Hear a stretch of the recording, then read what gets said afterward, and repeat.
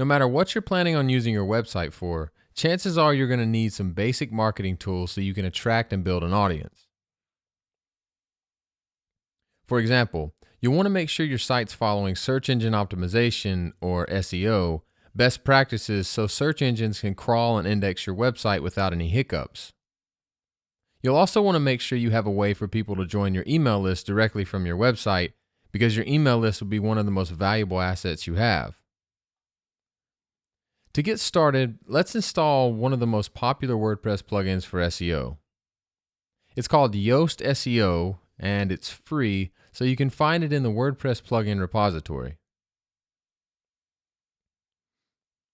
Yoast SEO has a lot of features, including page analysis and recommendations, technical SEO, social integration, and much more.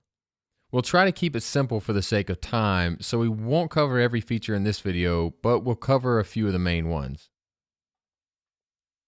Let's go ahead and install Yoast SEO, and once it's activated, we can see that we now have a new section called SEO.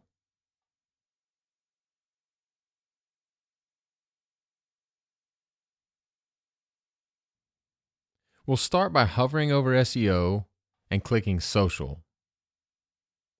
This is where you can inform Google about your social profiles by entering the URLs of your social profiles.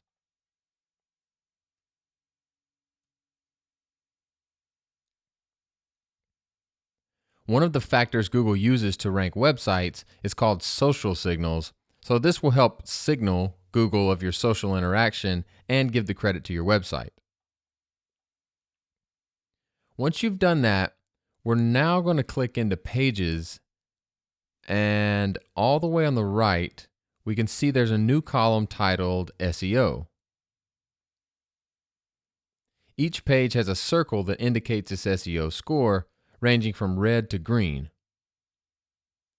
As you can see, right now none of them have a score because we haven't told our Yoast SEO plugin how to grade them yet. Let's go in and edit one of our pages so we can see how to get Yoast to grade it. Scroll down past the text editor, and towards the bottom you'll see the Yoast SEO section. This is where we'll need to add a focus keyword, which tells Yoast what our page is about so it can give it a grade. When we enter a focus keyword, we can now look at the content analysis just below that. This is one feature that makes Yoast SEO so great. They give you a list of items to work on in order to make your page more search engine friendly. Now click the Edit Snippet button just above the focus keyword in order to edit the SEO title, slug, and meta description. These are very important when it comes to SEO, so make sure you take time to get these right by including your keyword and making them unique for every page.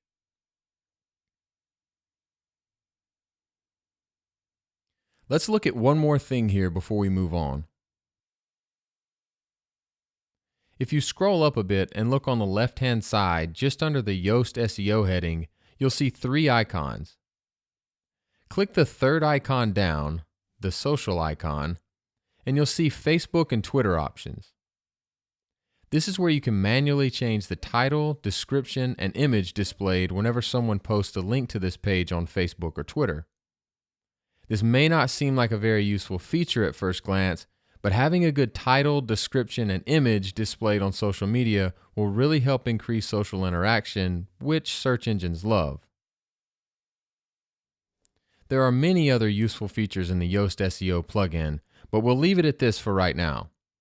As I mentioned before, we'll have more videos in the future that cover this plugin and other marketing and SEO plugins more in depth. For right now, one of the most important things you can do is make sure every page on your website has a unique title and description and has a good rating, preferably a green rating, according to Yoast.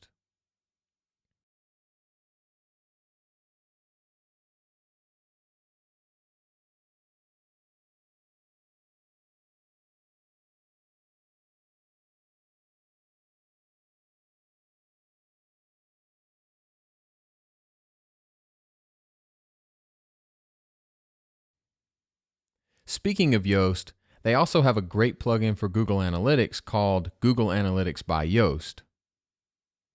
If you have or plan on having Google Analytics set up for your site, this is an easy way for you to track your website's traffic directly from your WordPress dashboard. This plugin is also free, so you can find it in the repository as well. We'll install it and activate it. And now at the very top on the left-hand side, there's an Analytics tab under Dashboard.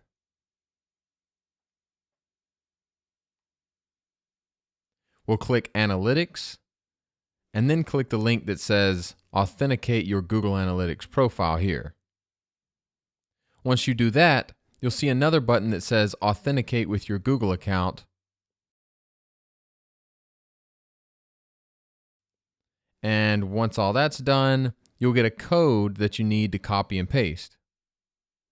Now click the Authenticate button and you're almost set up. Now all you have to do is tell the plugin which Google Analytics profile you want to use and click Save Changes. If we want to see our analytics, all we have to do is click the Analytics tab and we can see our sessions and bounce rate as well as reports like traffic sources and popular pages.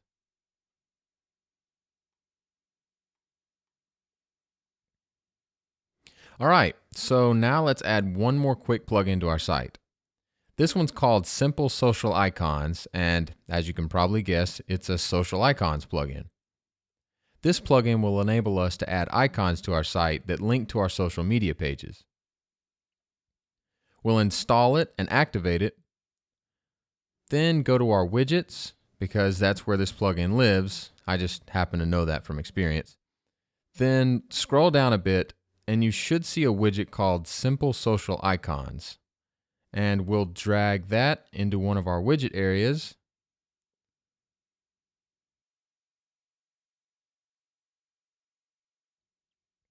Once it's there, you'll see a drop-down with settings that let you change the icon's color and size, and you can also specify which icons you want to display by entering a URL in the field next to the appropriate label. When we click Save and check out our site, we'll see that now we have social icons that link to our social media pages.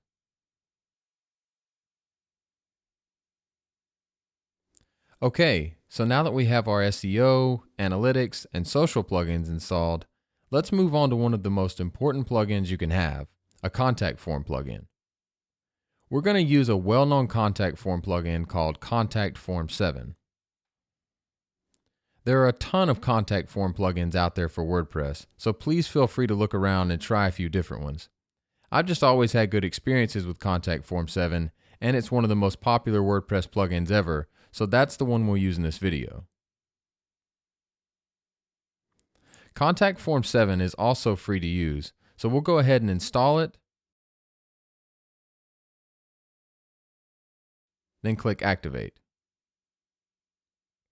For this demo, I'm going to pretend that we're using MailChimp for our email marketing, and I'm going to search for the MailChimp extension plugin for Contact Form 7. This plugin essentially makes it so that whenever someone fills out a form on your site, they're automatically added to one of your MailChimp lists. Now that we have both Contact Form plugins installed, we'll need to create our first form. On the left-hand side of the dashboard, we'll click on the Contact link. At the very top, let's click Add New, then give our form a name,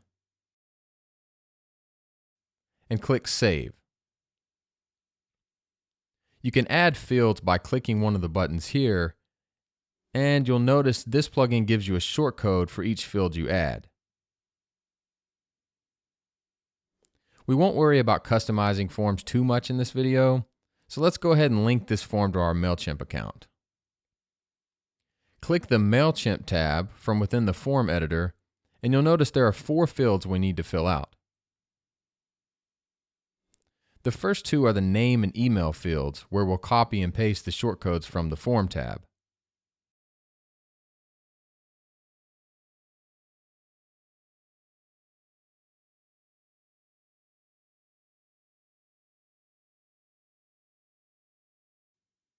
we'll have to get the last two fields from our MailChimp account.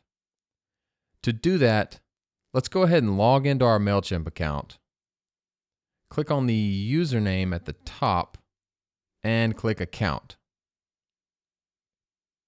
Then click Extras, then API Keys, then click Create a Key.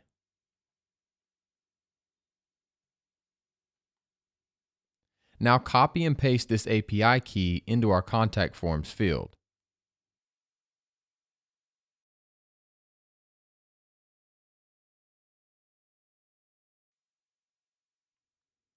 The last thing we need to do in MailChimp is go into Lists, and next to the list we want to use, click the drop-down arrow and click Settings.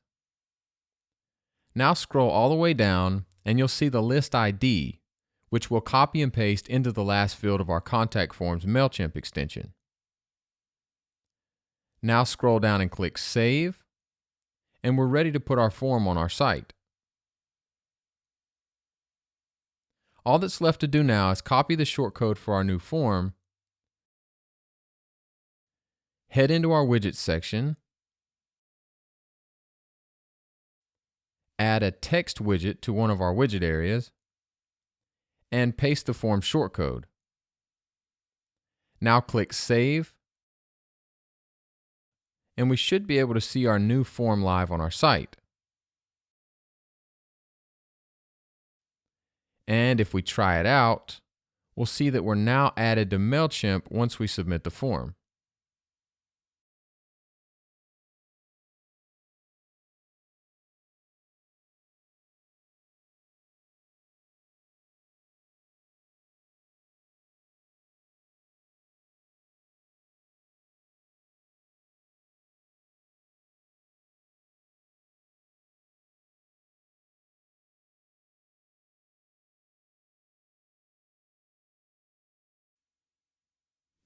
One last thing about Contact Form 7.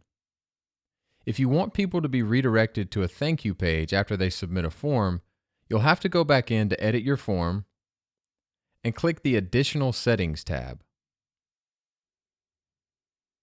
This part's not quite as intuitive as it should be, so let me help you out a bit. The code you'll want to put here in order to redirect someone to a thank you page after submission is this.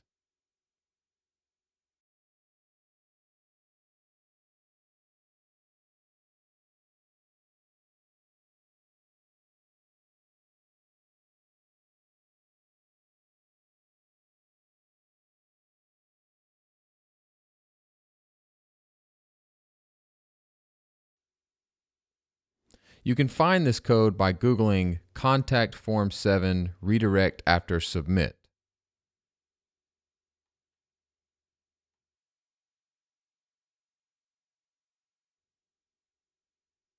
Now click Save, and you should be good to go.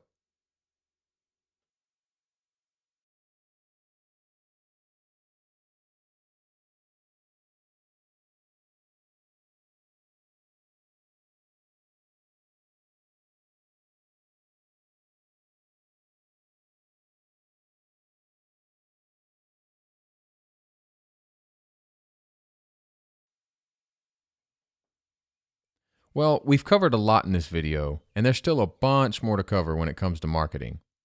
We'll cover even more WordPress plugins and techniques to help improve your marketing in future videos.